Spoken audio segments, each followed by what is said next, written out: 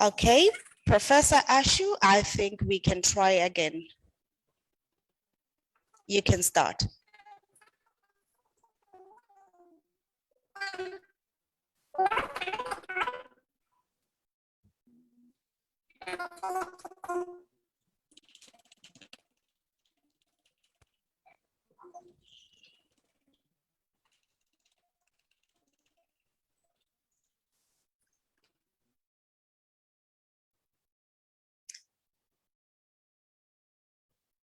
Okay, so Prof is of the idea that since everybody cannot hear him at all, he can log out, then perhaps log in again.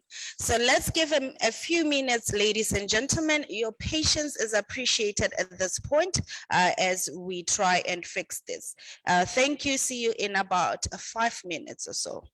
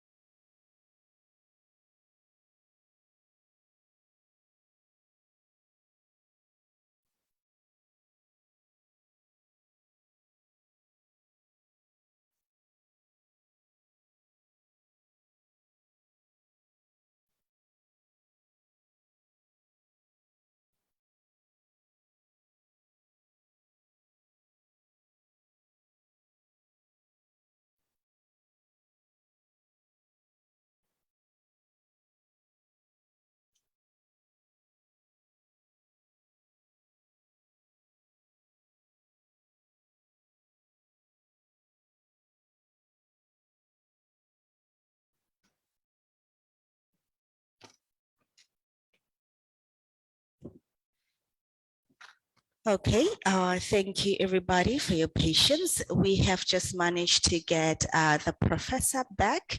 Let's try again, Professor. The floor is yours. Okay, I hope you can hear me now. Is it possible? Yes. Okay, great. Yes, yeah. Prof, we can hear you.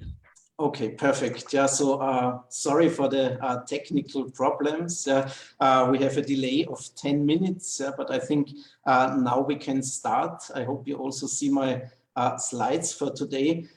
Thank you very much for the nice introduction. I also want to thank the whole team of the organizing committee for inviting me to this keynote today on quantitative cross-cultural research, an ideal or an illusion.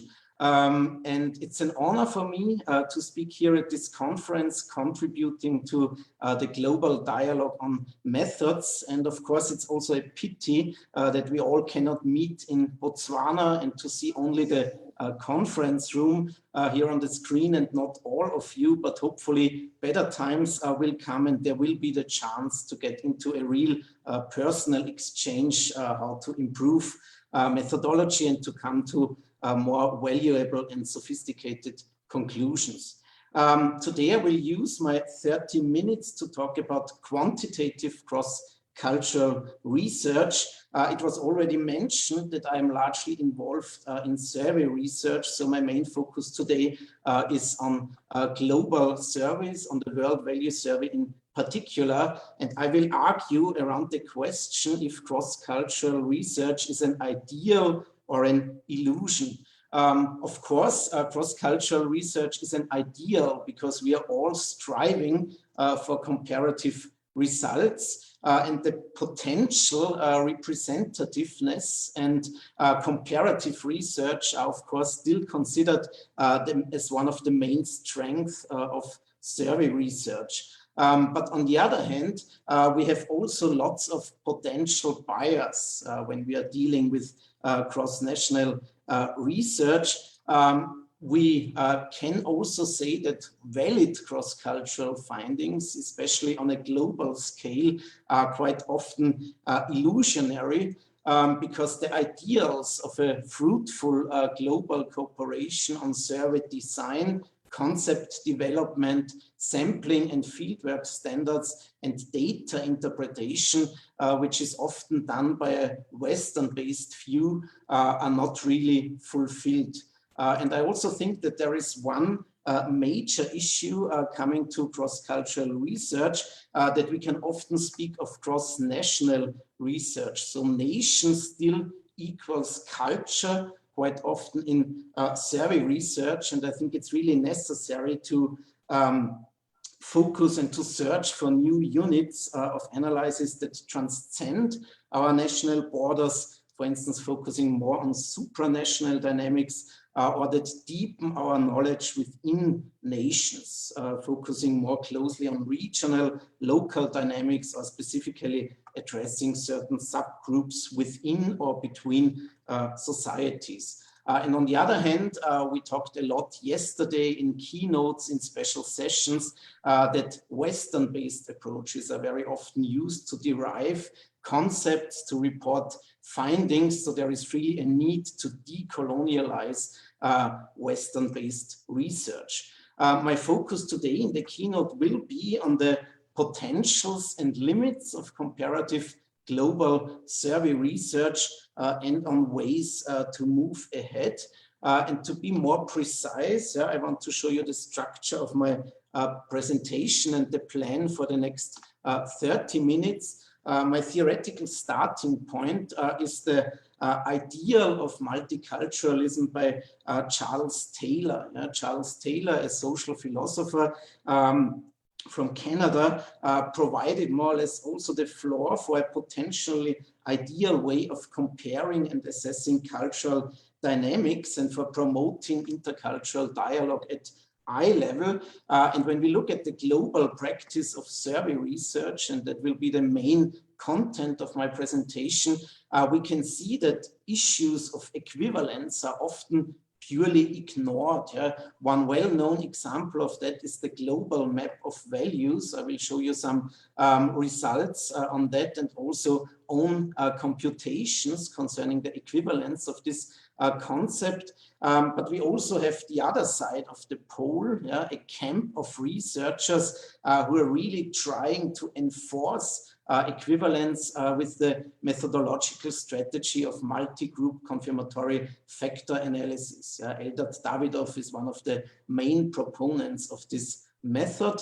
And I also will present then a complex way out of this dilemma, and I call it the culture-specific loop way, which I published in the year 2019. You will also see finally that these steps, how to achieve equivalence, is also kind of illusionary in an era of accelerated comparative research. But there are also a lot of small steps to increase the quality of global survey research. And I call that appreciating AMIC research, then moving towards a spatially integrated methodology, and a plea to favor multi-staged research. I want to come back to that in detail at the end of my presentation. First, to my starting point, the ideal of multiculturalism by Charles Taylor. Charles Taylor wrote in the 1990s the well-known book on multiculturalism and the politics of recognition, and he proposes the recognition of diverse cultural identities from the very beginning. As you know, there are two positions. On the one hand, cultural universalism, meaning that cultural characteristics and also societal progress can be assessed, referring to general principles of human dignity. You can also categorize the approach of Amartya Sen here, further developed by Martha Nussbaum, who really tried to capture these principles of a high quality of life in our society. And Charles Taylor is more located in the era of cultural relativism. He sees recognition as the key, appreciating culture-specific modes of living. And he argues for a moderately liberal position, meaning that we should, on the one hand, strengthening fundamental rights, but simultaneously respecting cultural diversity. And his key argument in the book is that every culture should be met with the assumption of equality. And this thesis of equality should be tested in a mutual dialogue at an eye level. And in the ideal case, when we collaborate together in an intercultural dialogue, we will reach a merging of horizons. That's his argument. And of course, defining cultures is still a particular challenge when we look at the units of analysis in our service. Nations, for instance, or other small scale units are often characterized by contradictions, social change, strong economic contrasts. So I'm also in favor of this argument brought by Nancy Fraser in her famous debate together with Axel Honneth on recognition or redistribution, that we should see cultural recognition and economic redistribution as two central equal justice postulates in our world system.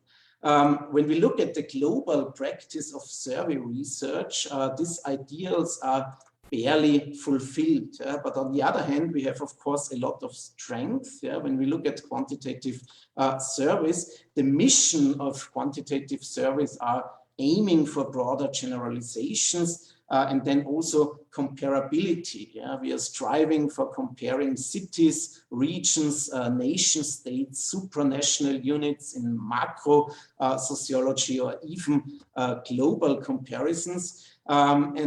That's also the reason why a global survey industry has developed and is also booming over the last decades. We have a lot of examples such as the World Value Survey, the ISSP program, the Eurobarometer, Afrobarometer, Arab Barometer, and so on. And we also have, of course, various accomplishments that surveys are still a powerful and very efficient tool for generating data on worldwide populations. And then we have also the rising open access policy of large data sets. With a few clicks, we can use worldwide data for our own statistical analysis. And of course, this all stimulates long-term observations of social change, also allowing for impressive conclusions on cultural differences using sophisticated statistical techniques. I want to refer today more precisely on the dilemma of comparing concepts across cultures. And on the one hand, we have the possibility in surveys to use single item comparisons. Maybe you know the World Database of Happiness by Ruth Veenhoven, for instance, or the various measurements of life satisfaction. But of course, when we use the single items all over the world, this allows for only very vague conclusions. When we think of the happiness measurement, there are cultures where it is socially desirable to report happiness, for instance, in the US context. And we have also culturally different response styles. There is, for instance, the 10 excess phenomenon in various Latin American countries. Normally we have a rightly skewed distribution on happiness, but in several countries there is another peak at the highest category, and this also decreases the possibilities for comparison. So normally we have to look at multifaceted concepts, multidimensional concepts are needed to grasp a complex reality. And this also means that we have to strive for content validity, for broad and comprehensive concepts, but quite often at the cost of equivalence, finally. And this brings me to my first strategy. Many survey researchers still ignore any issues of equivalence across cultures. And this is still reflecting the mainstream of cross-national survey research. And I want to refer to a very prominent example today, the Engelhardt-Welzel cultural map, where you really see this strategy of ignoring equivalence. The cultural map was first developed by Engelhardt in the 1997, and then it was further elaborated by Engelhardt and Baker in the year 2000, and then by Engelhardt and Welzel. And still the map is on the first page of the homepage of the World Value Survey Association. We have two axes which are measured. On the one hand, traditional versus secular values, traditional values emphasizing the importance of religion, traditional family values, and on the other hand, the survival versus self-expression dimension. Survival values refer to economic and physical security, and self-expression values give more weight to caring for nature, tolerance, and civic engagement. Yeah, we can say that the second dimension captures more or less the old materialism, post-materialism thesis developed by Engelhardt in his book, The Silent Revolution in the 1970s. When we look more closely to this concept, it is clearly visible that it's a very poor operationalization. Engelhardt himself mentions that the selection of indicators was to maximize coverage, meaning that all indicators should be included in several survey waves of the World Value Survey. And we can see here that the traditional dimension is measured by one item about religion. God is very important in respondents' life. Then an indicator on education and autonomy. It's more important for a child to learn obedience and religious faith than independence and determination. Abortion is never justifiable is another indicator. National pride and respect for authority. And these items form the first dimension. And when we look at the second dimension, the picture is even more weird, because Engelhardt combines his old Engelhardt index on materialism and post-materialism with happiness, if homosexuality is justifiable or not for the respondents, if they sign a petition regularly, and if they are trusting other people. This factor analysis is based on 150,000 individuals from many different waves in a pooled sample, but most of the researchers clearly failed to replicate this two-dimensional structure. There is one publication by Alemann and Woods, for instance, really trying to measure this equivalence of the concept. And also based on the most recent data wave of the World Value Survey combined with the European Value Study, no replication of these two dimensions is possible, neither on the individual nor on the country level. I computed here both factor analysis according to the concept of Engelhardt, and you see when you use the individual level comprising of more than 100,000 individuals all over the world, you can see that the traditional and secular values dimension is quite strong. It seems that there is only one dimension behind the variables, because the second dimension, survival versus self-expression, is only captured by two indicators with this combination that less national pride leads to lower happiness. And this picture is confirmed when we use factor analysis on the macro level. But finally, we really have to say that it seems useless to work with those two value dimensions on a global scale, because the factorial structure Engelhardt and Welzel proposed cannot be replicated. And Welzel himself criticizes in his book 2013 that the indicators are not based on a systematic screening of the World Value Survey questionnaire under a theoretical definition, and that the assembly of orientations, especially in the second dimension, is too broad to capture the dimension correctly. And that's also the reason why Welzel proposed finally his new concept of sacred versus secular and obedient versus emancipative values. This concept seems to be more theoretically sound, but fails any equivalence test either. Now coming to the classical picture of the global cultural map, this is the most recent figure based on the data 2020.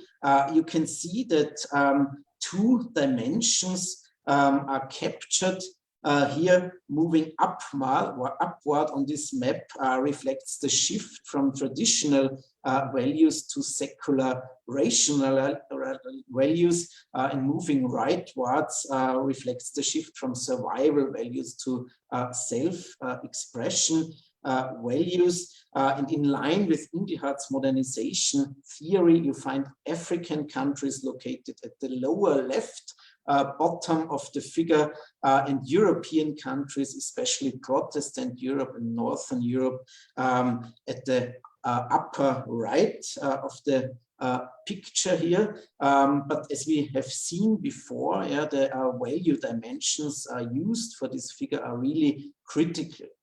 And Max Haller, for instance, also one quite popular value researcher in Austria, has already written 2002, since Engelhardt had changed neither his approach nor his methods, I think it's an imperative to review this concept critically again and again.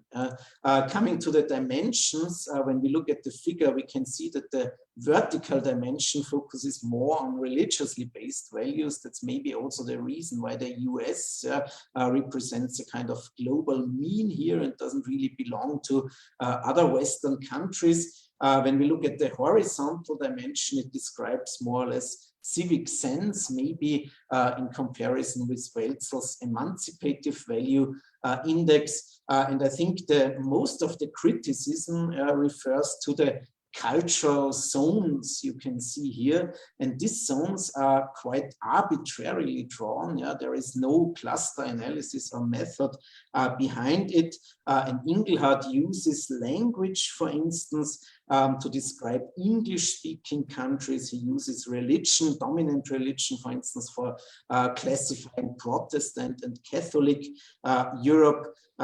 Geography, when we look at Latin America, and they also clearly refer to Huntington's division into cultural zones here. And in one recent book, Derwin, Moloney, and Simpson, for instance, stated that it's an overly simplicistic understanding of culture, essentializing the people within each given country. We can, for instance, refer to United Kingdom here. Should we really group it as an English-speaking country, a multicultural society with a long history of immigration, huge regional differences, lively ethnic communities? And it's also unclear why Muslim countries are placed in italics in the figure, referring to the other side of the pole compared to progressive Protestant Europe and the northern countries here. So this ordering of countries in the map implies a hierarchical position of Western countries being leading in tolerance, self-fulfillment, secular values, while African countries and Islamic societies in particular are lagging behind a clearly ethnocentric view of the world. But probably from a methodological aspect, the most important criticism is that all empirical tests clearly fail to confirm equivalence all over the countries. And that brings me to the second strategy of the second camp. We can say that's the strict pole of methodologists trying to enforce equivalence when doing cross-cultural research. And they state that it's necessary to test for equivalence before even comparing countries.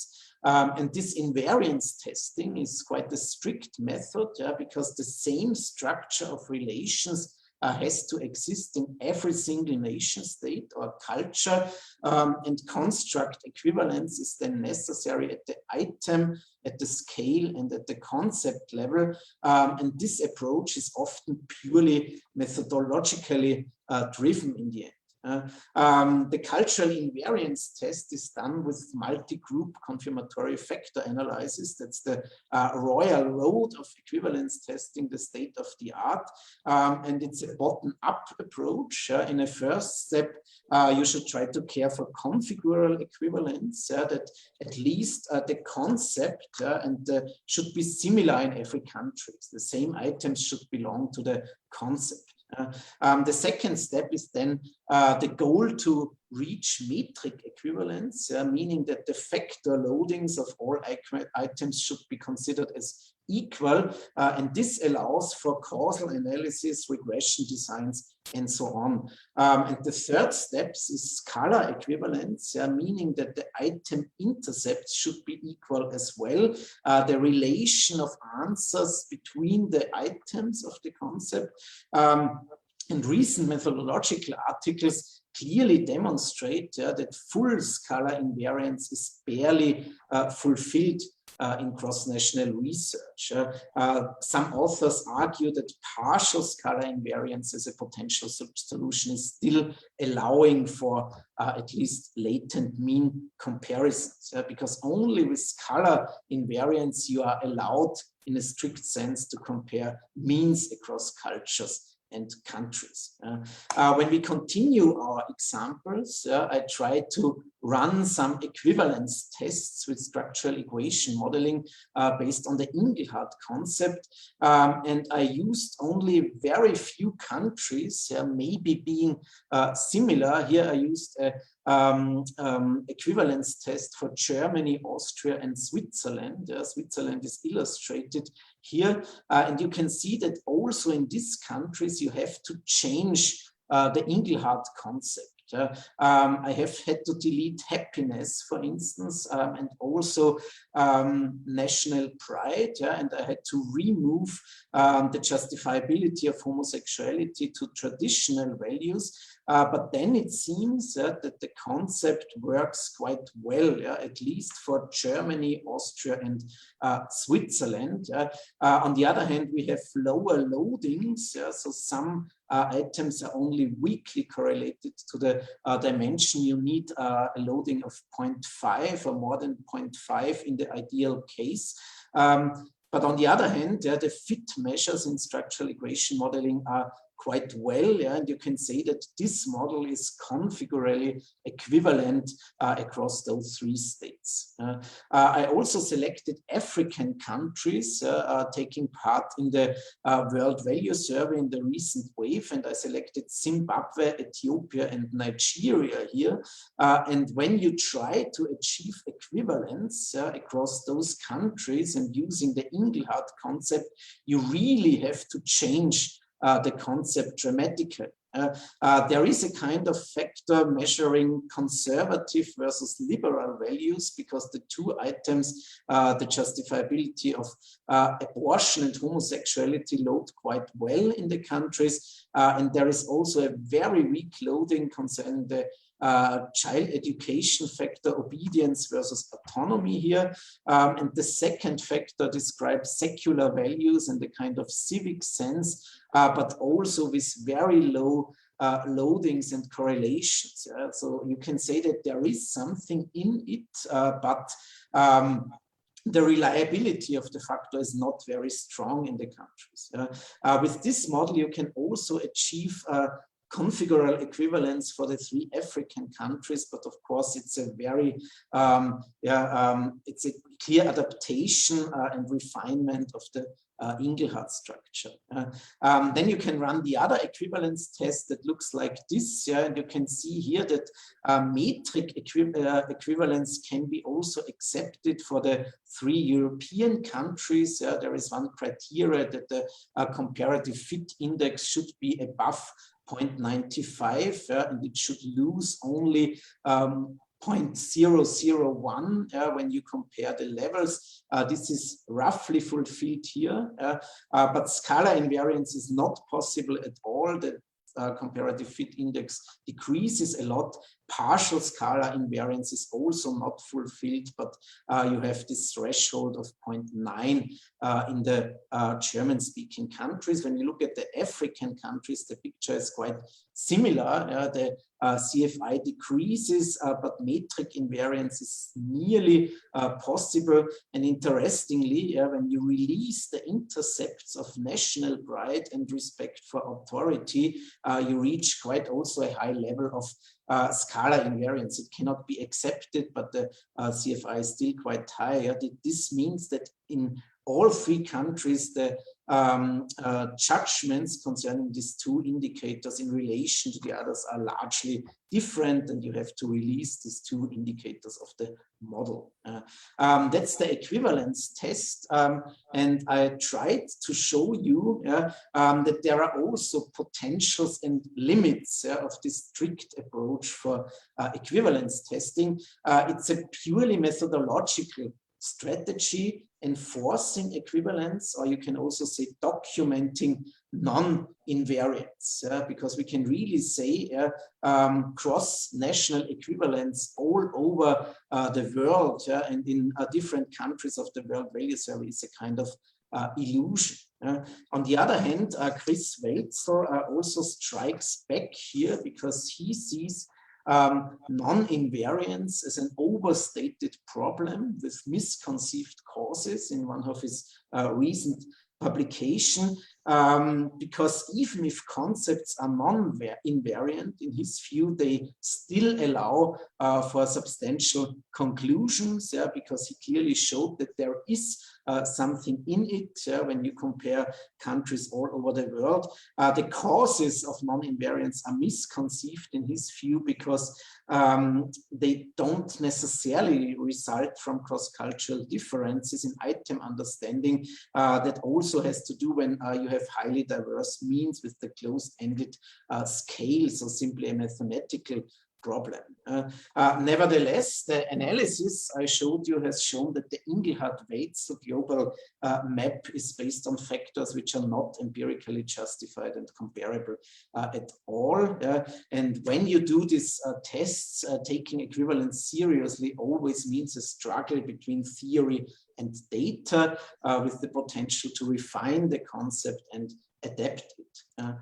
Some lessons learned from this example, I would suggest to give content validity instead of invariance a higher weight. So we should first try to measure the concepts within our countries, which are of our interest, with high levels before starting comparisons. So that means establishing cultural sensitivity before doing large comparisons.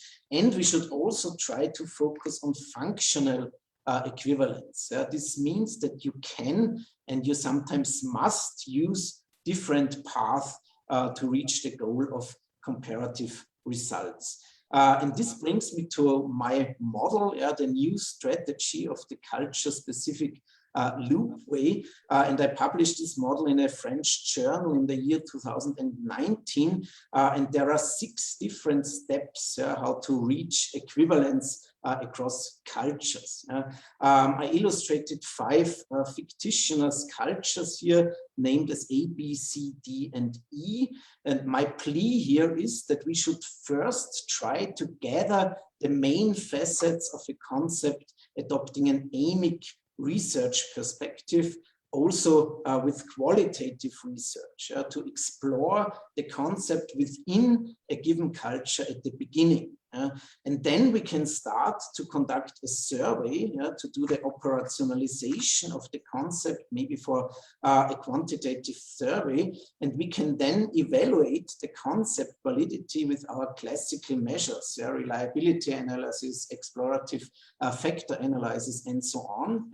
And we will then see if the cultures are highly different when it comes to the concept, or if they are comparable. And in some cases, only small intersections between the concepts might be possible. And then we should clearly confess that this prevents comparisons, and we should refrain from further comparisons, because some concepts are not comparable across cultures and are understood completely differently. But if there are broad intersections, of course, this allows for further comparisons, and then we can try to start to conduct a cross-national survey. We can also use this advanced method of multi-group confirmatory factor analysis to judge the equivalence between the different cultures. And one final argument, we should try to enhance the perspective that nation does not equal culture. We should also do more equivalence tests on the transnational level, as well as on the intranational, regional, or even local level, or between different groups. Because when I think of people who are exploited in the world or living in this new class of precariousness, these people have much more in common across nation states that people within one nation states, where there are higher cleavages than ever in many countries. So this is my model, and coming to the final and last slide, when you overview this model of the 6 steps, you might recognize that doing research according to this model is more or less illusionary, but there are still some small steps to move ahead here. And the first small step is appreciating emic research. I already mentioned it should be possible and done to develop culturally sensitive concepts at the beginning.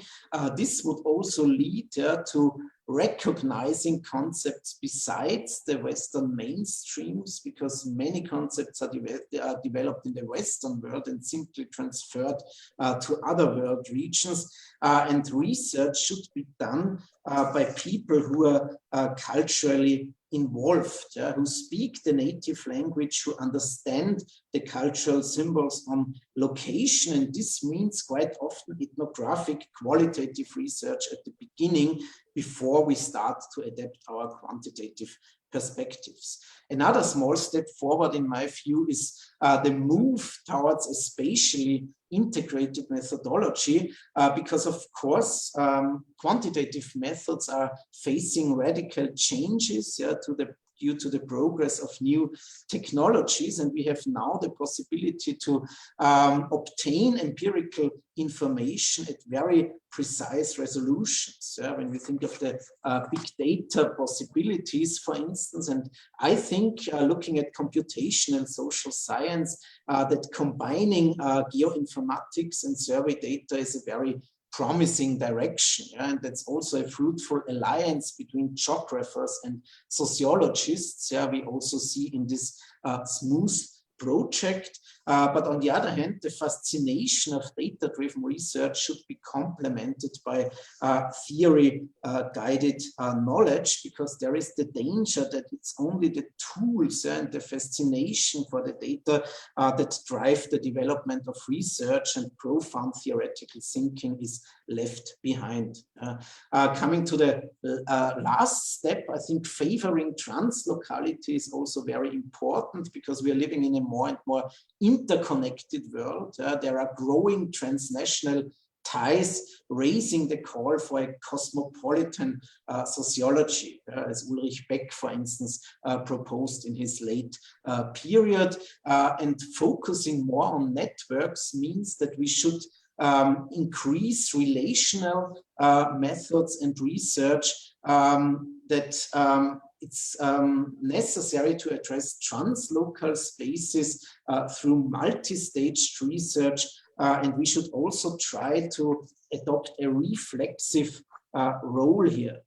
Yesterday, the first keynote speaker, Professor Gazzini, said it's necessary to permanently rethink our thinking, and I think that's also necessary, combined with a mutual takeover of perspectives, which brings us back to Charles Taylor's plea to achieve a merging of horizons, to treat all cultures as equal and to permanently recognize their internal dynamics and permanent changes. Thank you very much, and I'm looking forward to answer your question and for the discussion.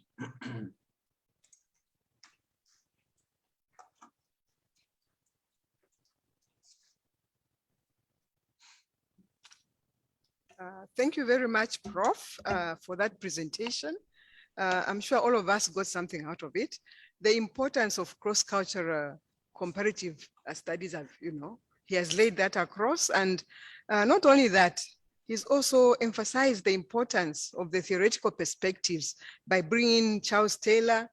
And he went further by showing us how in practice, global practice of survey research is important, how it can be applied. He highlighted the disadvantages, the biases, and so on. But what is also encouraging is that for you to even advance further with quantitative research, whether comparative or not, you have to bring in a perspective of qualitative research. So I think with that, ladies and gentlemen, if you can forward your questions, if you have any questions, comments, please feel free.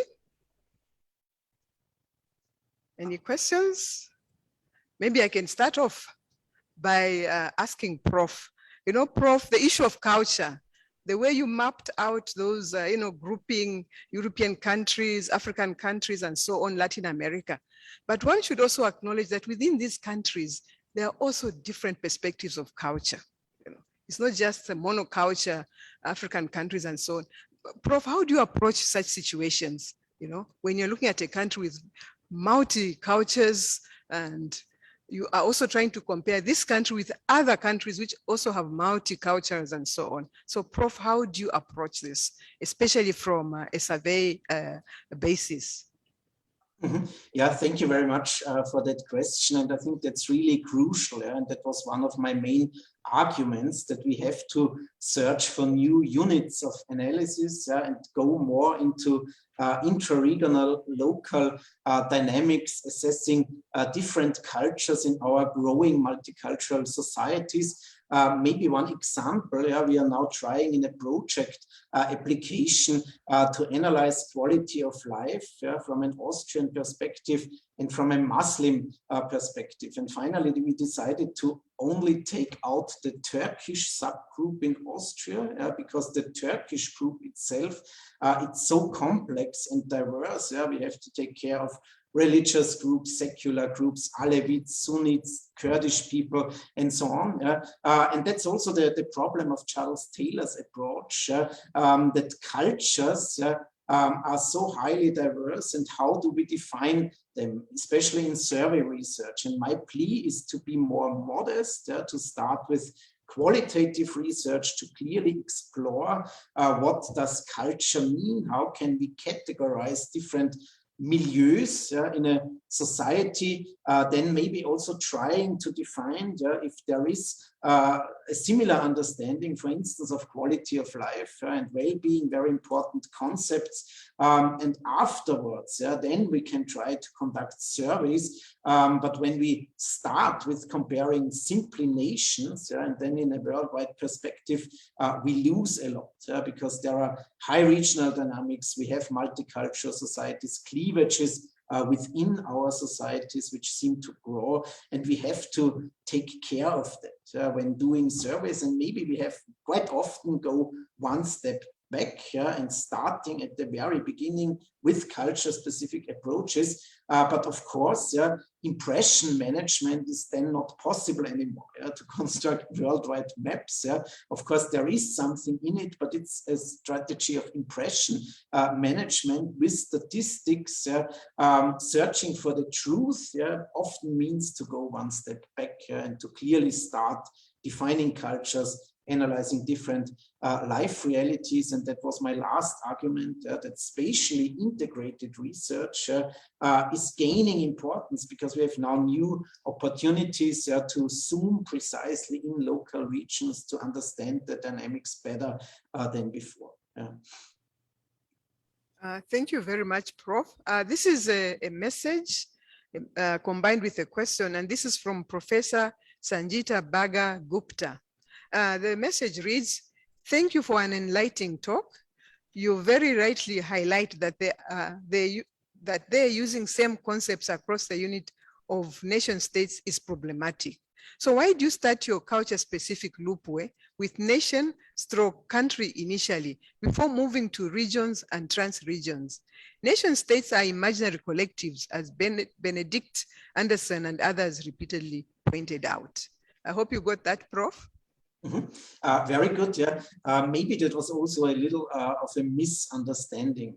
I didn't try to start with nations in my culture-specific loop model, but with 5 fictitious cultures. They can also be 10 or 15, whatever. But you're completely right.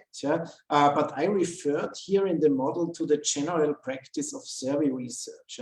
And the general practice is that you really have cross-national surveys, and most survey initiatives always compare nations, and when it comes to regional dynamics, you have only rarely analysis. Of course, you have a lot of local projects, but when you think of the big initiatives, it's more or less cross-national research. And you're completely right that you should start at the local level at intra-regional dynamics and then maybe go on to have some concepts which are equivalent across nations.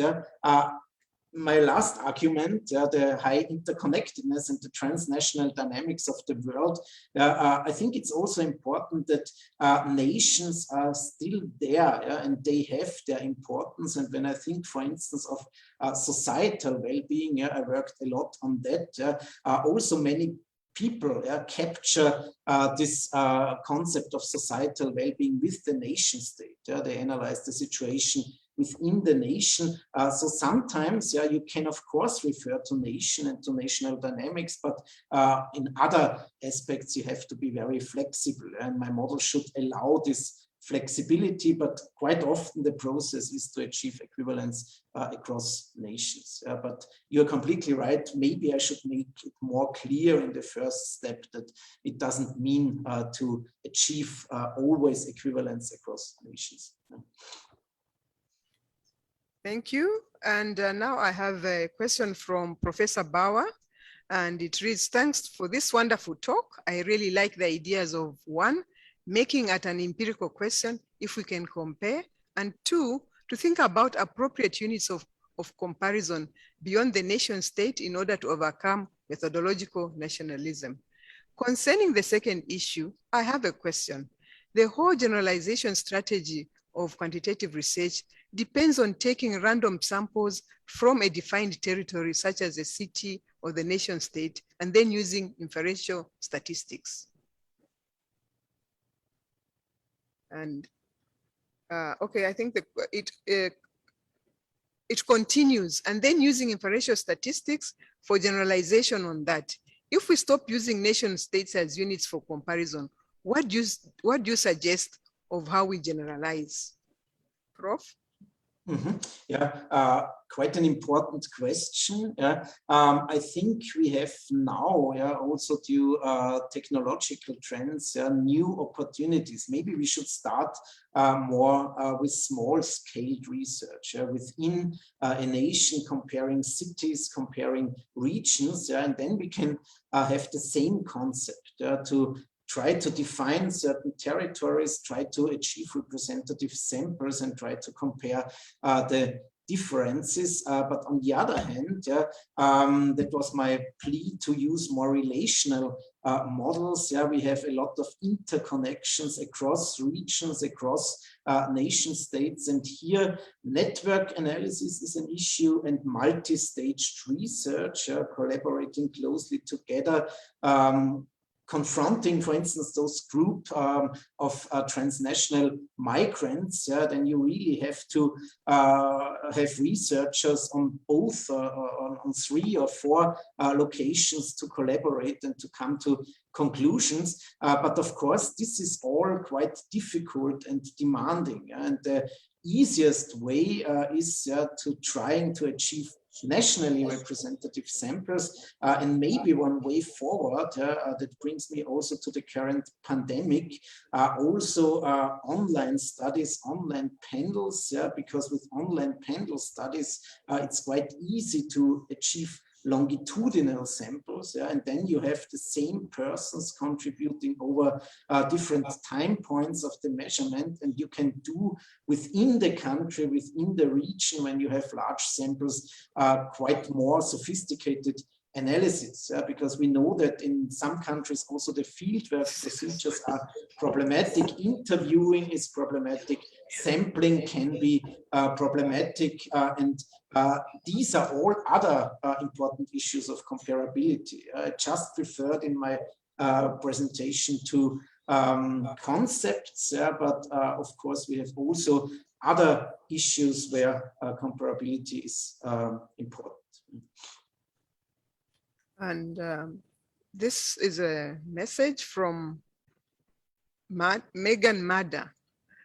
Thank all what the presenter did. I grasped some of the clue on the issue, and as expressed, Ethiopia is also going to be one of the research areas. As a sociologist, what can I do is the question. Ethiopia, yes, Ethiopia is included in the World Value Survey Study 2020. Botswana, for instance, is not yet included in the survey, and that was the reason why I picked out 3 African countries, Zimbabwe, Ethiopia, and Nigeria, included in the most recent wave. Of course, we have other countries in Northern Africa included, but then, of course, it's not comparable. I don't want to compare Central African states with Tunisia, and what can we do when using World Value Survey data? My suggestion is to really go one step back, trying to define countries which may be similar to some extent. That was the reason why I started with Germany, Austria, and Switzerland, 3 German-speaking countries, and maybe also some African countries, some Arabic countries, and then trying to assess or rebuild or refine the model. When you're doing this complex process, working with the Engelhardt scheme, for instance, then you maybe reach some conclusions for Nigeria, looking, or the question was for Ethiopia, taking out the data of Ethiopia, looking precisely about correlations, factor analysis, confirmatory factor analysis for Ethiopia, trying to refine the model, and then also trying to test if this model holds for different subgroups. When I think of Nigeria, it's half-half Muslim Catholics. So of course you might have a lot of differences between those 2 groups, and then you should try to compare within the nation state across different groups if the model holds or not. And you should do this equivalence tests, but then you should at least try to find out some possibilities with a good test on it.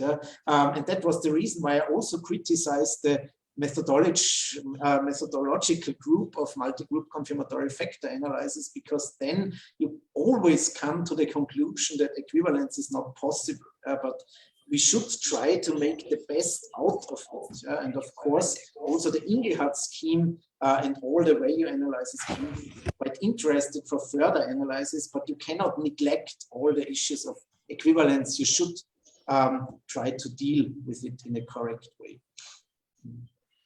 Thank you, Prof. And your answer to Professor Bauer in connection with generalization, she says she doesn't agree because on a world scale, 50% of the world population still do not have access to internet. And this is highly and equally distributed. So for instance, an elderly African woman from a rural area is much less likely to be in the internet than a young American rich man from a city. If we only use the internet for sampling, we will reproduce these inequalities. Could you elaborate a little more on how we can grasp social inequalities when using the internet for data collection? Yeah, thank you very much for this very valuable and important comment. That was also a future perspective I proposed, that we have now new possibilities, but it's completely clear that it's not, very often it's not a representative sample. I'm responsible for the Values in Crisis study in Austria. That's also a global initiative initiated by Chris Welzel, and we had 10 or even 17 countries taking part in this study during the pandemic, and this was with online panels. And you are completely correct, Nina, that most of the samples have a large bias concerning education, especially in the CIS states, when I think of Kazakhstan taking part in the survey, also in many Asian countries. So you really have the problem that you cannot compare the results because of unequal distributions concerning income, concerning education. But normally we have this information, and we can and have to deal with it. When we ignore all those issues of different sampling strategies, then we have a problem just comparing the means across the countries, or even worse, comparing waves of face-to-face studies with waves of online panel studies. You see all in literature. And for me, it's important to take care, but of course now in this moment, it's not possible to have online panels capturing the whole population. And also in our Western countries, we have a lot of problems because, for instance, older people are just integrated when they are really progressive in their internet habits, and they don't reflect the older population from the countryside in Austria as well. But still we can control for these effects and differences. But of course, we are far beyond any ideal but I would just suggest to try to get more longitudinal data, because then we have high quality measurements within one country, within one culture for timely comparisons. Oh, thank you very much for that elaborate response, Prof. So we do have another question, and the question is, in Botswana, there are two different statements with similar meaning. The first statement is, you are lying. The second statement is, you are not telling the truth. Although both statements have similar meaning, culturally, one cannot tell someone publicly using statement one, which is, you are lying.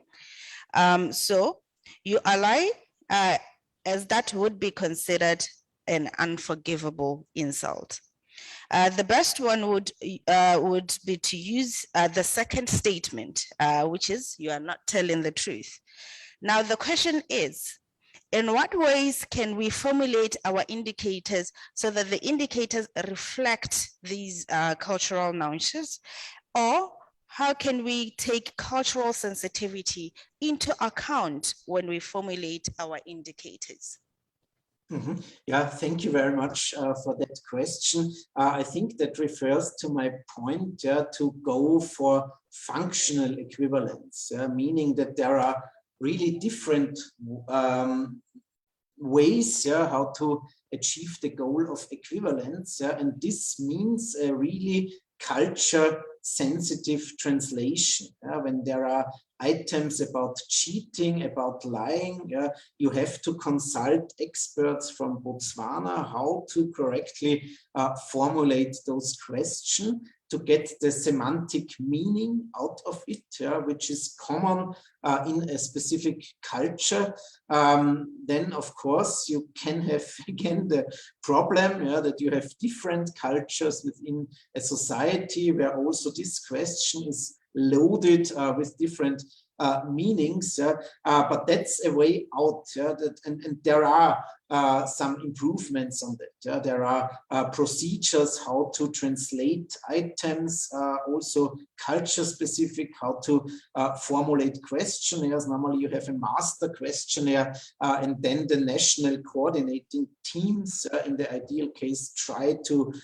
develop their own specific questions. We have, for instance, in Europe, the European Social Survey project, and this project has a very good documentation of all issues. When you overlook the homepage of the World Value Survey, you find not really informations about sampling, about translation, about all those issues, but these issues are very important for us as methodologists to really capture the correct meaning and the deviations between different national samples. But I would say formulating indicators, we have possibilities, but we should go for functional equivalence and for correct translations for the specific culture. Thank you very much. I hope that was clear to everyone. We appreciate that.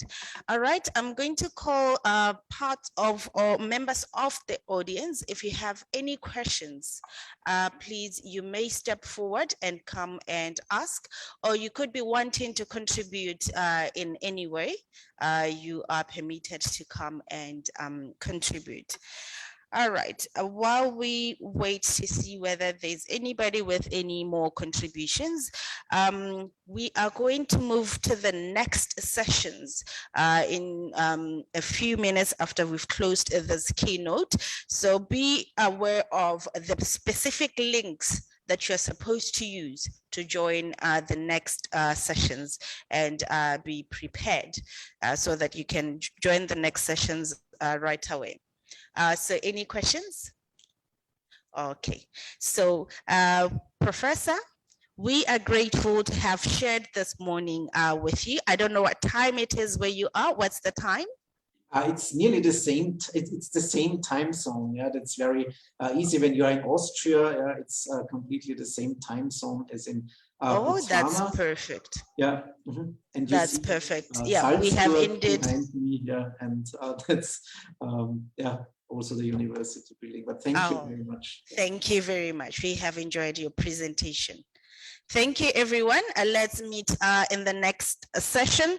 Please, for session organizers, make sure that you have you've logged into your sessions prior to the session starting, so that our IT or the media team can deal with the technicalities of ensuring that all sessions run smoothly. Thank you, ladies and gentlemen, and let's enjoy the next sessions.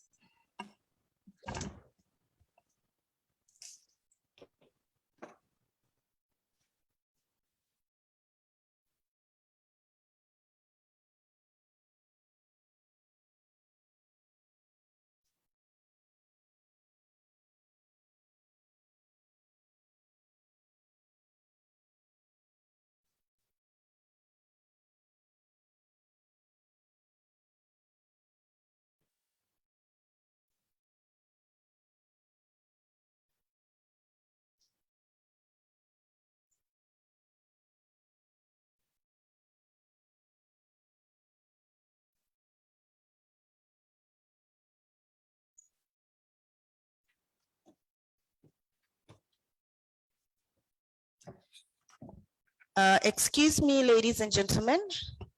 At 12 o'clock, we are going to have a keynote from Professor Chilisa. So I just wanted to encourage all session organizers to ensure that prior to the 12 o'clock time, they have actually managed to log in. And they've also ended the parallel sessions that would have taken place prior to the keynote at 12 o'clock. Let's be on time. Thank you, ladies and gentlemen.